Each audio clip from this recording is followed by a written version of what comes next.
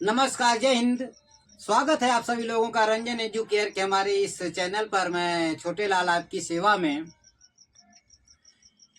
आइए आज हम लोग फंडामेंटल राइट्स के तहत अगली टॉपिक पर विचार करते हैं। वो है शिक्षा और संस्कृति का अधिकार। शिक्षा व संस्कृति का अधिकार। संस्कृति का अधिकार।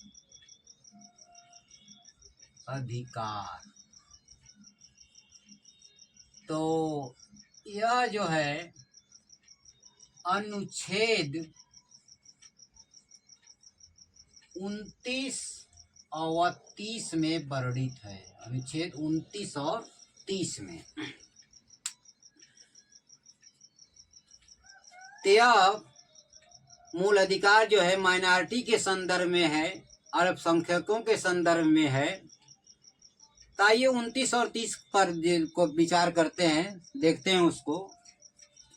अनुच्छेद 29 क्या कहता है? अनुच्छेद 29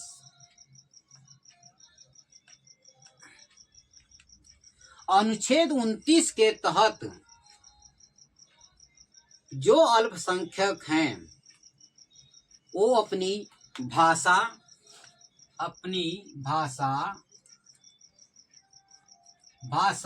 इसी से संबंधित चीज है, लिपि, और अपनी संस्कृति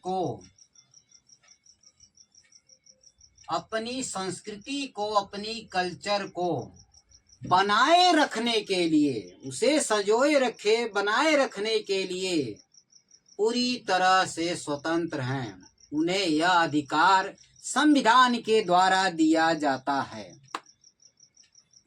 और खास दूसरी बात कही गई है इसी अनुच्छेद 29 में कि सरकार द्वारा, मतलब राज्य द्वारा पोषित किसी भी विद्यालय में धर्म मजहब को लेकर और जाति को लेकर, कास्ट को लेकर, जाति को लेकर और वंश को लेकर उन्हें प्रवेश देने में, मतलब एडमिशन देने में विद्यालय मना नहीं कर सकता है कि भैया तुम इस जात धर्म के हो, तुम ना तुम्हारा एडमिशन नहीं होगा, तुम नहीं पढ़ सकते हमारे यहाँ। जैसा कि हमारे देश में वैदिक काल से लेकर ब्रिटिश काल तक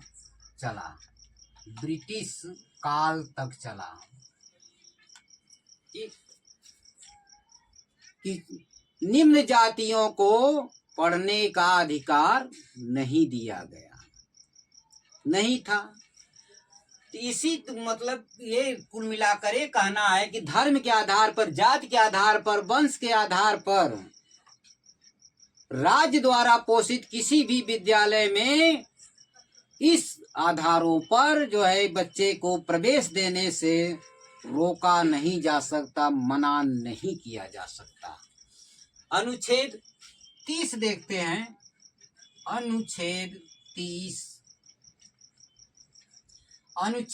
में अल्पसंख्यकों को, जो अल्पसंख्यक हैं, माइनॉरिटी में अल्पसंख्यकों को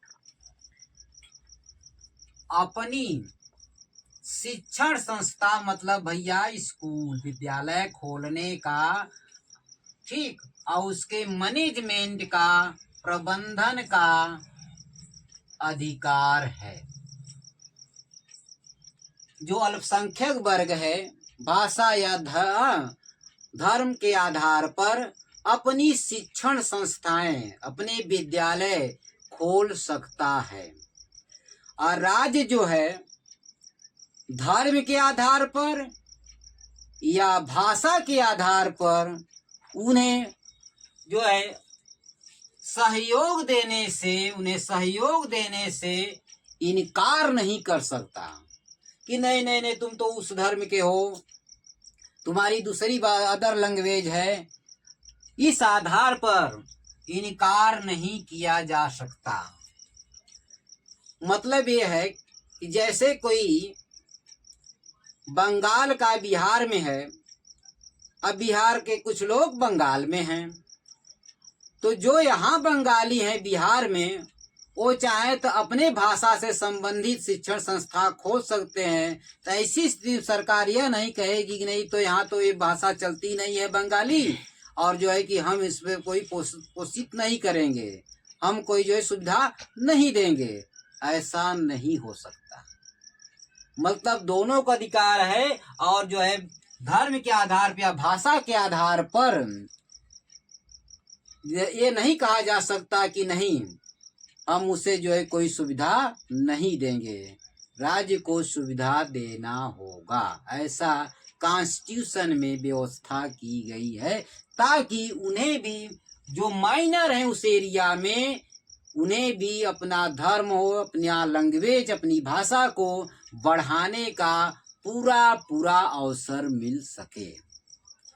तिन्ही शब्दों के साथ शिक्षा और संस्कृति का अधिकार पूरा होता है। अब मिलेंगे नेक्स्ट वीडियो में।